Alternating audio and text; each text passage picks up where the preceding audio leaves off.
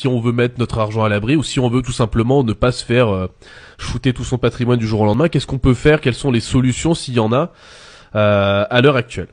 Ben, vous avez des solutions, c'est-à-dire que il faut vous débancariser, c'est-à-dire sortir votre argent de la banque. Comme ça évite de se faire bloquer dedans. Sortir votre argent de la banque, sortir votre argent de votre épargne, que ce soit des produits bancaires ou que ce soit l'assurance vie ou que ce soit vous pouvez sortir de ces produits-là.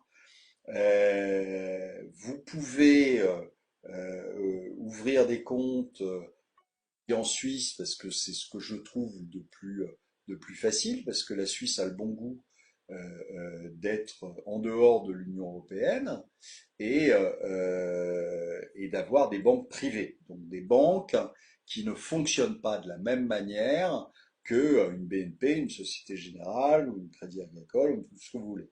Donc, et qui par le fait elles ne fonctionnent pas de la même façon, eh bien, sont aujourd'hui plus solides et plus sûrs.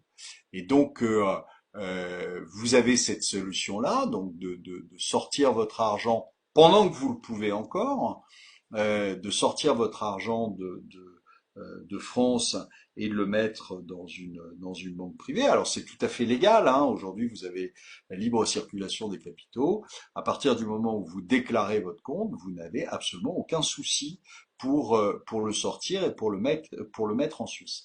Euh, et puis, si vous n'avez pas suffisamment, donc ça faisait l'objet de la première lettre hein, que j'avais faite, si vous n'avez pas suffisamment pour le basculer en Suisse, eh bien, je vous dis, vous achetez de l'or et vous achetez des pièces d'or, vous achetez des pièces en platine, vous achetez quelques pièces en argent, etc.